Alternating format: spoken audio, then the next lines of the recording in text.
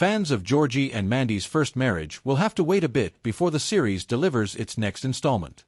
The release schedule has slowed temporarily, which means viewers eager for the continuation of Season 2 will need some patience. Still, the wait hasn't affected the show's popularity at all. The Young Sheldon spin-off continues to sit comfortably near the top of the ratings, holding its place as one of the most watched comedies during the 2025 to 2026 television season. Even though the series is still fairly young, it's already found a steady rhythm in how it balances storylines involving its main couple with ongoing developments in both the Cooper and McAllister families. Over time, the show has grown more confident, carving out an identity of its own rather than relying solely on its Young Sheldon heritage. Moments like those naturally bring to mind some of the most cherished scenes from Young Sheldon's glory days. One memory in particular stands out. Long before George Cooper Sr. passed away, he had promised his boys a trip to watch a space shuttle launch. That promise was a big deal. Space meant everything to Sheldon, and even Georgie and Missy understood what an extraordinary experience it would be. But despite the excitement, the trip never happened. Bad weather and circumstances outside their control forced George to cancel the outing. Instead of witnessing the space shuttle take off, something entirely different unfolded. What viewers got instead was one of the most heartfelt, meaningful moments in the entire series. George sat down with Sheldon and, with no real knowledge of meteorology, asked him to explain how storms work, simply because he knew doing so would make his son happy. It was a quiet, intimate moment, but deeply memorable, showcasing George's love in a way Sheldon would only appreciate many years later. In the sequel series, echoes of those early Cooper memories appear in new forms. For instance, in Season 2 of Georgie and Mandy's first marriage, Georgie finds himself needing to repair Jim's lawnmower and sprinkler system after crashing them, an accident entirely in character for him. While rummaging around the garage in search of tools and parts, he stumbles upon something unexpected, an old Mustang sitting untouched beneath a layer of dust. The car had clearly been there for years. When Georgie asks about it, Audrey immediately voices her frustration. She can't stand the sight of it. According to her, the Mustang has been parked in that exact spot forever because Jim once vowed to restore it but never followed through. As it turns out, Jim bought the car at a police auction ages ago, imagining he would fix it up someday. But life, work, and family responsibilities kept getting in the way, and the Mustang slowly became a glorified storage item. To most people, it might look like a heap of scrap metal, but Georgie sees potential.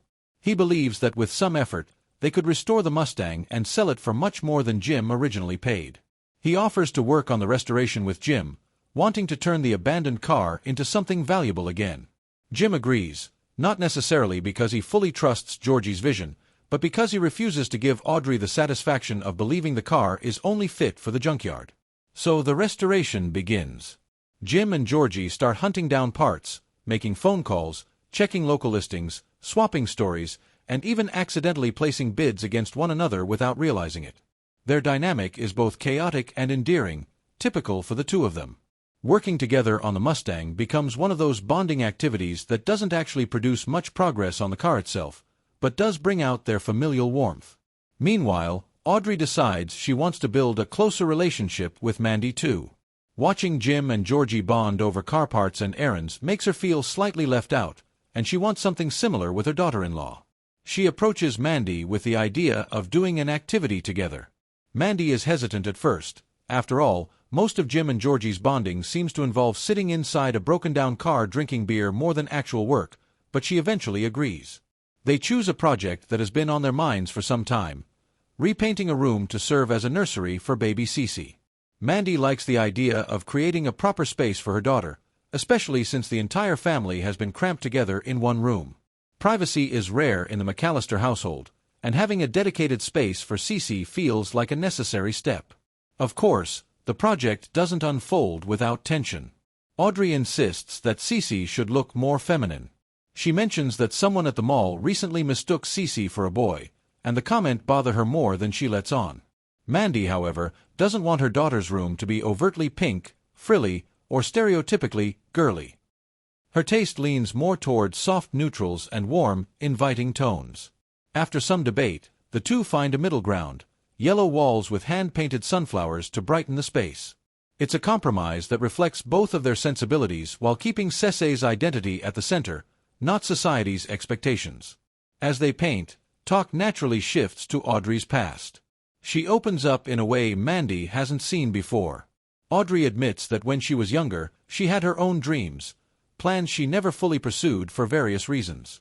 She confesses that deep down, she wants Mandy to live a life full of opportunities, one where she can be fulfilled as an individual while also being a mother. The vulnerable moment builds genuine understanding between the two women, turning a simple paint job into meaningful emotional bonding. Meanwhile, back in the garage, Jim and Georgie have accomplished very little on the Mustang despite their good intentions. However, their time together uncovers an entirely different issue. Georgie begins noticing that Connor is feeling isolated and left out. Whenever Georgie or Jim invite him to join in, Connor quietly declines. He avoids the activity without giving a clear explanation, but Georgie has always been good at sensing when something is wrong. Determined to make sure Connor feels included, Georgie approaches him privately. Instead of pressuring him to work on the car, he suggests something different, a road trip. Not a fancy or carefully planned excursion, just a spontaneous drive to nowhere in particular. A chance to bond, relieve stress, and enjoy each other's company. Connor agrees, and Georgie ropes Jim into the plan too, creating a small three-generation Cooper McAllister outing. The road trip mirrors that old Cooper family moment from young Sheldon, when George Sr. took Georgie and Sheldon out on the road. The parallel is intentional, yet the experience is entirely its own thing. Georgie packs an excessive amount of snacks, chips, candy, jerky, and anything else a teenager or 20-something might crave. Meanwhile, Connor brings only his cassette player and insists on listening exclusively to synth-heavy, melancholy music.